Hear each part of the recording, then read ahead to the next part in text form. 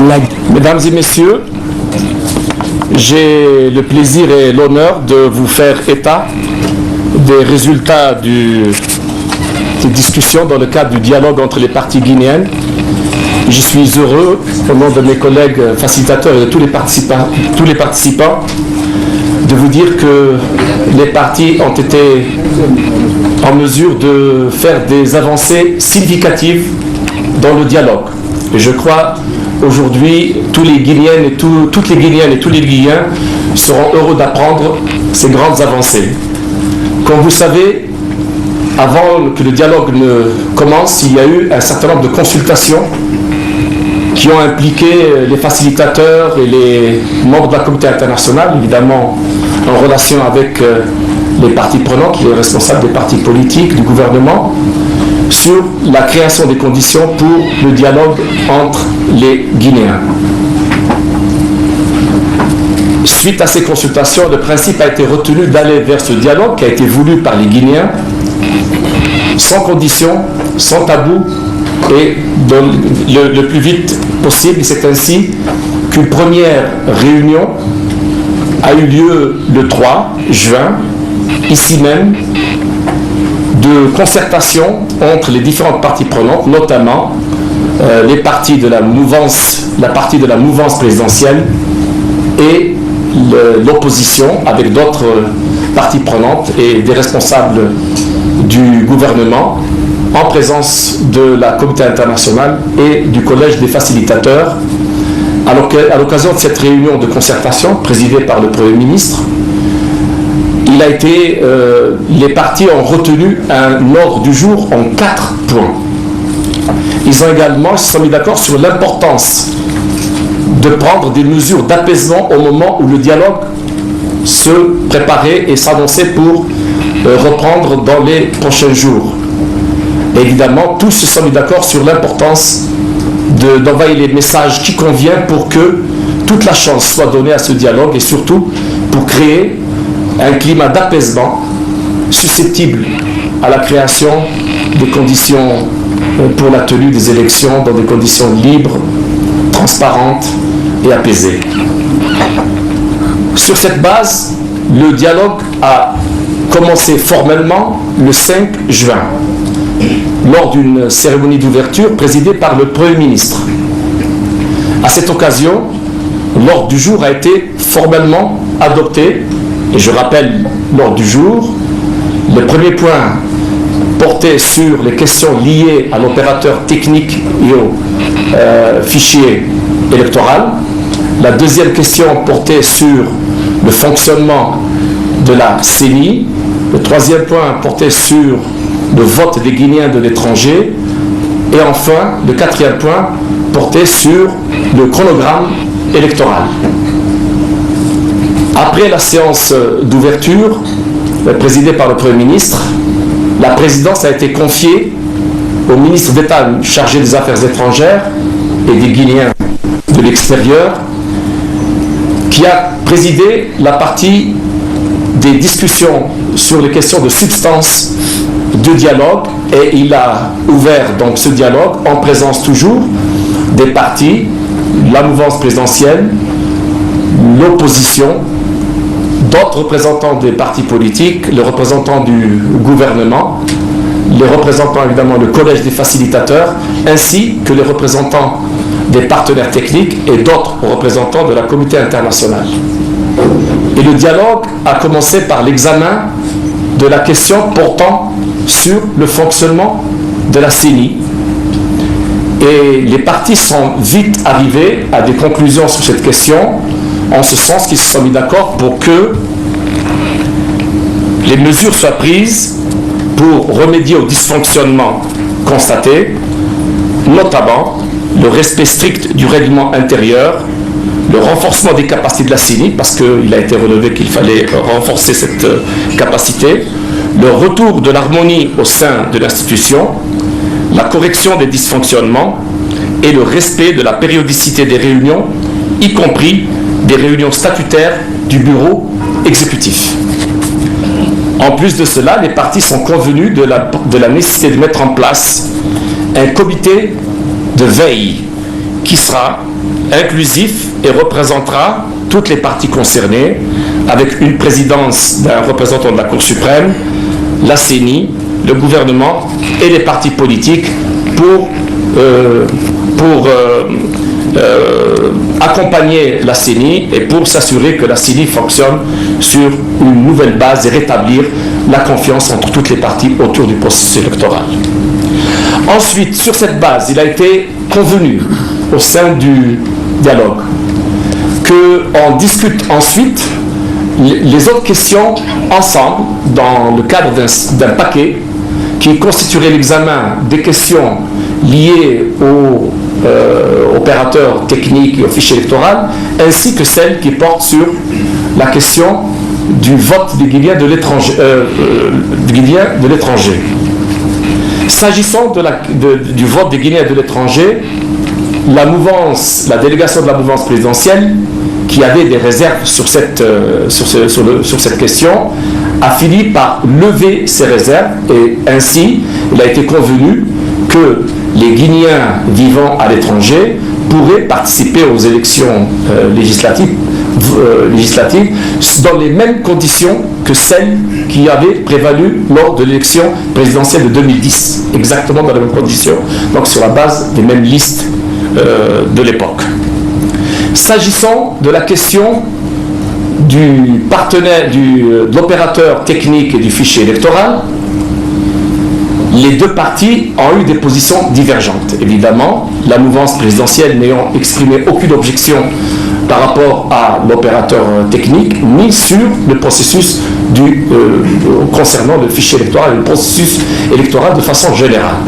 En revanche, la délégation de l'opposition a remis en cause l'opérateur technique, y compris la sélection de l'opérateur technique, et a exprimé des réserves par rapport à tout ce qui a trait à l'opérateur technique et au fichier électoral, et a même souhaité qu'il y ait des corrections à cet égard. À ce niveau du débat, les représentants des partenaires techniques et de la communauté internationale ont été invités à prendre la parole pour apporter les clarifications et peut-être même des assurances nécessaires pour permettre aux uns et aux autres de prendre une décision sur la base de ces informations, clarifications, éventuellement assurances qu'ils pourraient apporter. De toutes ces déclarations, notamment de l'Union de la francophonie, l'Union européenne, le PNUD, ainsi que des représentants comme les États-Unis et la France et la CEDEAO, tous ont relevé que le processus de confection du fichier électoral sur la base du travail de l'opérateur technique actuel a été sécurisé et un certain nombre de mesures ont été prises pour sécuriser correctement ce processus et qu'ils considèrent qu'il y a toute la panoplie des mesures de sécurisation des processus ont été faites. Ils ont également fait état de leur disposition à prendre des mesures additionnelles pour sécuriser davantage ce processus s'il en était besoin. De plus, ils ont exprimé leur disposition à mobiliser des moyens exceptionnels pour accompagner toute décision autre qui serait prise par les partis guinéens. Donc c'est pour vous dire l'engagement de la communauté internationale avec les partis guinéennes et les institutions et la CENI en particulier. Sur la base des assurances de la communauté, je dois relever que dans le cadre de ces clarifications qui ont été apportées, les représentants de la communauté internationale, notamment des partenaires techniques directement impliqués dans le soutien à la CENI et à la confection du fichier électoral, ont précisé à toutes les parties prenantes que l'opérateur technique actuel qui a été impliqué dans la confection de la liste électorale ne sera pas en revanche impliqué dans le reste des opérations du processus électoral qui relèvent d'autres organes et qui sera conduit par des organes compétents mais pas par ce partenaire technique dont le mandat est limité. Sur la base de toutes ces clarifications et de ces assurances, le collège des facilitateurs, dans l'esprit du compromis qui a été recherché depuis le début du dialogue, en particulier sur ces questions qui ont été liées, dont le sort a été lié et qui ont été discutées en même temps.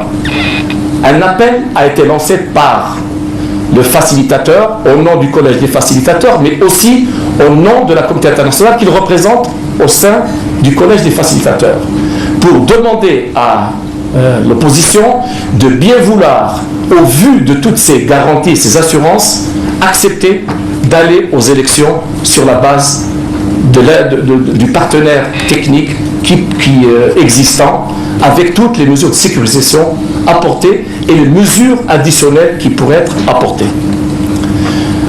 À ce niveau, la délégation de l'opposition a souhaité se consulter pour revenir avec des propositions. Au retour au débat, aux discussions sur cette question, l'opposition a déclaré qu'elle serait prête à se joindre au processus électoral sur cette base, à savoir avec l'opérateur technique actuel, à condition qu'un certain nombre d'assurances, de préoccupations soient couvertes et de garanties apportées sur un certain nombre de questions. Elles sont au nombre de 10 et je m'en vais les citer.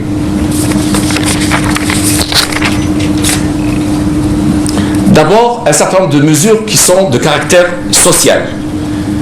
Des mesures sociales que le gouvernement fasse. Ils ont évoqué la question de l'indemnisation des familles touchées par les violences qu'ont connu le pays. Ils ont demandé à ce que le gouvernement s'engage à diligenter les enquêtes pour que les responsables des violences soient jugés et sanctionnés conformément à la loi.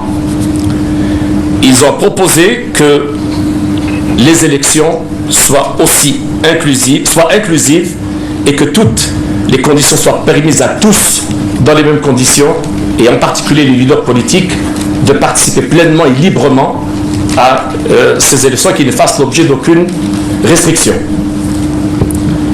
Que l'administration, ils ont également demandé à ce que l'administration territoriale reste neutre par rapport aux élections pendant le processus électoral. Ils ont demandé la reconstitution des CARL dans le respect et la lettre de l'esprit de la loi électorale, du code électoral. Ils ont demandé la réouverture de la révision des listes électorales. Ils ont également demandé à ce que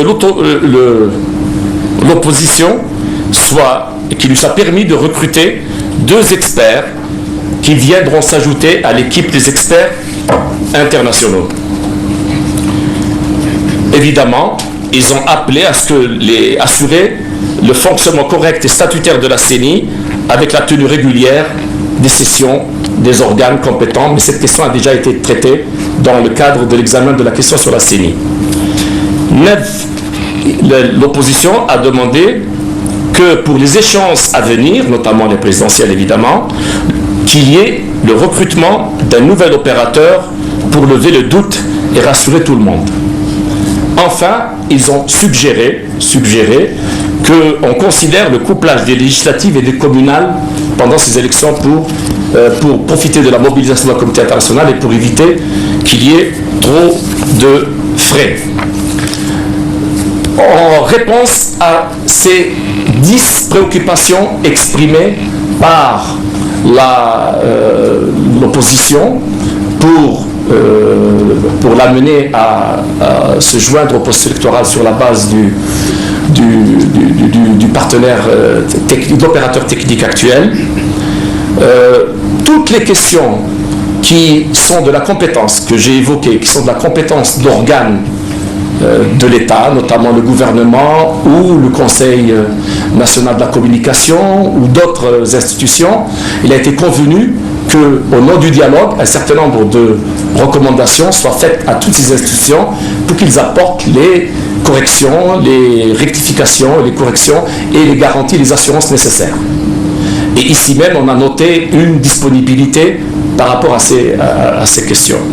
S'agissant des questions clés de la reconstitution des CARL et de la révision de la liste électorale. Les délégations se sont exprimées et elles sont convenues en dernier ressort de s'en remettre à la CENI pour faire des propositions.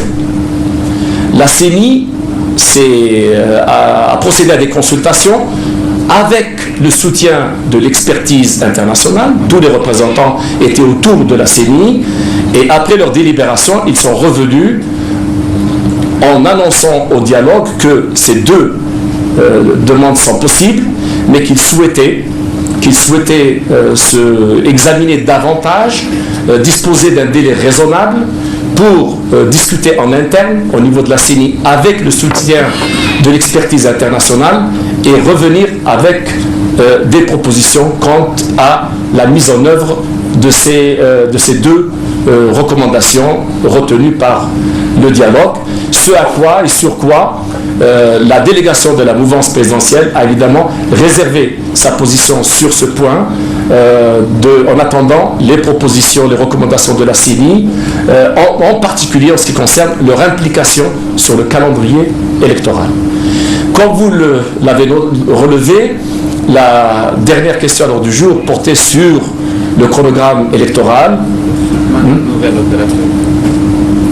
S'agissant du recrutement de nouvelles opérateurs, la proposition faite par l'opposition, la mouvance présidentielle a répondu que, de leur point de vue, cette question pourrait être évoquée par l'Assemblée nationale en même temps qu'elle évoquerait d'autres questions qui porteraient sur l'amélioration du processus. C'est sur cela que nous sommes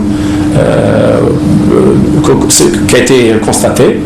Et enfin, donc, sur la question du chronogramme, il a été retenu depuis le début des discussions sur les points de l'ordre du jour que cette question ne serait qu'une conséquence d'un certain nombre de conclusions qui seront tirées sur les trois premières questions. Et donc, cette question est encore entre les mains de la CENI pour voir quelles sont les conséquences en termes de chronogramme de toutes les conséquences de ces décisions. Voilà.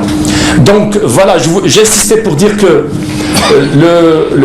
les débats ont été franchement francs et fraternels et par moments très dans une atmosphère très conviviale. Par moments, il y a eu des tensions, c'est inévitable, mais je suis heureux au nom de mes collègues facilitateurs et au nom de la communauté internationale et au nom de tous les Guinéens et les Guinéens, je crois, parce que je prends la parole aujourd'hui pour vraiment saluer cette ouverture par tous les Guinéens de part et d'autre, y compris l'apport des autres représentants des partis politiques du centre qui étaient dans les discussions et la recherche de compromis. Encore une fois, au nom de la communauté internationale, nous souhaitons qu'il y ait des compromis dynamiques. Le dynamique, c'est une rencontre quelque part entre les positions des uns et des autres. Ce n'est pas forcément la position de l'un ou de l'autre, mais c'est une rencontre.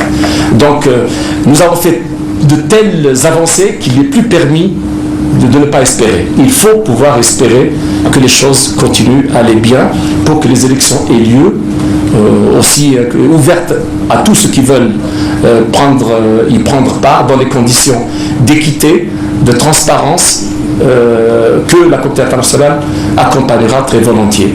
Je voudrais, avant de conclure, vraiment saluer les uns et les autres. Vraiment, d'abord les parties prenantes. Je voudrais remercier messieurs les membres du gouvernement qui ont bien voulu, le Premier ministre qui a ouvert et les membres du gouvernement qui ont bien voulu être présents à nos côtés et qui, par leur présence et peut-être plus que cela, ont apporté une contribution très positive. Les deux délégations, évidemment la mouvance présidentielle, vraiment et les remercier pour l'esprit qui les a animés et rendre hommage à leur disponibilité. Je voudrais rendre hommage vraiment aux leaders de l'opposition politique, tous comme ils sont, et en particulier aux grands ténors de la vie politique, les anciens premiers ministres qui ont joué un rôle très constructif. Je voudrais remercier mes camarades et mes collègues de la communauté internationale, les ambassadeurs qui ont insisté pour être présents tout au long de ces discussions, les représentants de la francophonie, de l'Union européenne, du PNUD qui ont été présents tout au long, ainsi que le représentant, l'ambassadeur de France et l'ambassadeur des États-Unis. Je voudrais remercier mes camarades facilitateurs qui ont été très patients avec moi. Je crois que nous sommes conscients que nous avons encore du travail à faire parce qu'il faudrait relever qu'il a été convenu par le dialogue, que les facilitateurs continueraient à engager toutes les parties prenantes, à savoir la mouvance et l'opposition ainsi que la CENI et d'autres parties prenantes pour, dans le cadre du suivi de ce qui a été convenu et aussi dans le cadre du suivi, même les questions sur lesquelles il n'y a pas eu encore un accord complet. Et ils sont mis d'accord pour que le climat apaisé continue. Franchement, il faudrait absolument tout faire. Dans les déclarations, il a été convenu que toutes les déclarations qui seraient faites de part et d'autre soient des déclarations qui aillent dans ce sens, et ils sont mis d'accord pour que la position reflétant ce qui a été convenu dans le débat soit celle-là même que je viens de prononcer dans sa version improvisée et orale, mais qui, je crois, bénéficie du soutien des uns et des autres. Mais avant de conclure, je voudrais quand même rendre un hommage à notre président. Le vote, la participation des Guinéens de l'étranger aux élections législatives, ça c'est un point d'accord. Nous sommes également d'accord sur le principe de remettre en place les carnes et de rouvrir le recensement afin de permettre aux militants de l'opposition de participer à la révision des listes électorales. Sur le principe, on est d'accord. On attend que la CENI mette en évidence la faisabilité technique, les délais et les coûts d'une telle opération pour que ceux qui sont susceptibles de les prendre en charge puissent le faire. Et il reste un point on ne s'est pas entendu. Il y a un point central pour l'opposition, c'est l'engagement dès maintenant des partis à procéder au recrutement dans la transparence par voie d'appel d'offres d'un opérateur chargé de la révision des listes électorales, qui aura lieu à l'occasion des élections présidentielles. Pour nous, c'est un ouf de soulagement, une disponibilité de la mouvance qui a facilité réellement le travail. Les 10 points qu'eux ils ont posés après leur proposition d'examiner favorablement que Weymark accompagne les élections législatives actuelles et qu'après que ça soit soumis un appel d'offres ultérieurement pour les élections présidentielles, futures ou bien les élections à venir après ces législatives. La mouvance a été très compréhensive et a examiné avec satisfaction et diligence les problèmes sociaux qu'ils ont posés.